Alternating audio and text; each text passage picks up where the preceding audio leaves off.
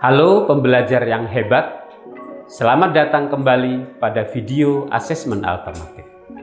Pada topik sebelumnya, kita sudah bicara tentang berbagai jenis asesmen alternatif. Nah, kali ini kita akan melangkah lebih jauh.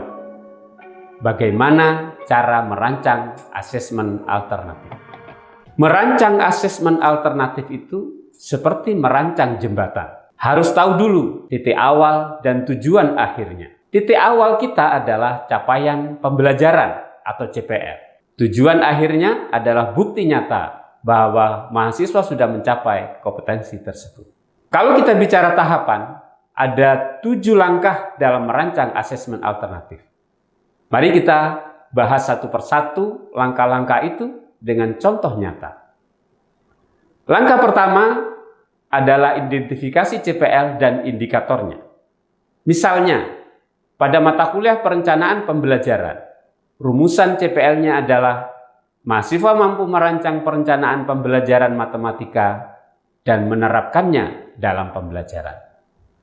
Lalu yang kedua, pilih bentuk asesmen yang sesuai. Dari 7 asesmen yang telah dibahas sebelumnya, pilih asesmen mana yang relevan dengan CPL tersebut. Misalnya, walaupun tidak selalu, pada bidang pendidikan, asesmen proyek dan portofolio lebih cocok. Kalau psikologi, portofolio reflektif lebih pas. Di Fakultas Kedokteran, bisa berupa simulasi diagnosa pasien sebagai bentuk asesmen kinerja.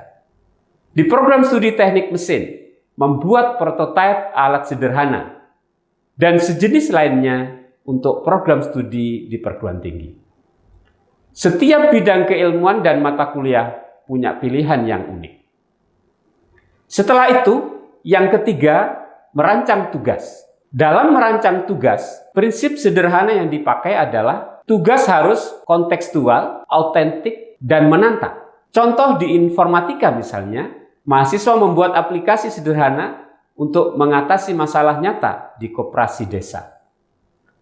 Pada perancangan tugas ini, instruksi harus jelas, outputnya apa, waktunya berapa lama, kriterianya bagaimana. Namun tetap beri ruang kreativitas agar mahasiswa merasa memiliki tugas tersebut.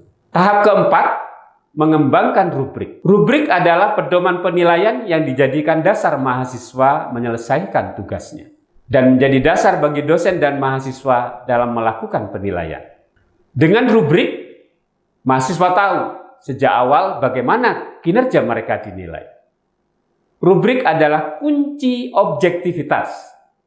Pada rubrik terdapat aspek atau kriteria, definisi, skala penilaian, dan deskripsi level kinerja, bobot jika ada, dan skor akhir. Misalnya pada aspek penilaian bisa mencakup analisis masalah, solusi, implementasi, dokumentasi, dan refleksi. Skala penilaiannya harus jelas, dari sangat baik sampai perlu perbaikan. Tidak ada lagi istilah penilaian yang ngambang atau mahasiswa tidak mengetahui aspek yang dinilai. Melalui rubrik ini, mahasiswa dapat menyelesaikan tugas dengan optimal, sesuai dengan kriteria dan esensi dari setiap kriteria. Yang kelima, setelah rubrik siap, lakukan validasi dan uji coba. Uji coba dilakukan secara terbatas kepada kelompok kecil mahasiswa. Bisa juga validasi dilakukan melalui diskusi dengan sejawat. Lalu yang keenam, laksanakan asesmen. Berikan feedback formatif sepanjang proses pengerjaan tugas. Dan yang terakhir, refleksi. Apakah asesmen ini efektif? Apakah mahasiswa belajar bermakna? Dari sini kita bisa menyempurnakan desain untuk semester berikutnya. Jadi, merancang asesmen alternatif itu sangat diperlukan sebagai bentuk akuntabilitas dosen dalam melaksanakan asesmen pada pembelajaran mata kuliah Anda. Merancang asesmen alternatif menciptakan pengalaman belajar yang bermakna, autentik, dan selaras dengan capaian pembelajaran. Nah, itu tadi uraian langkah-langkah merancang asesmen alternatif.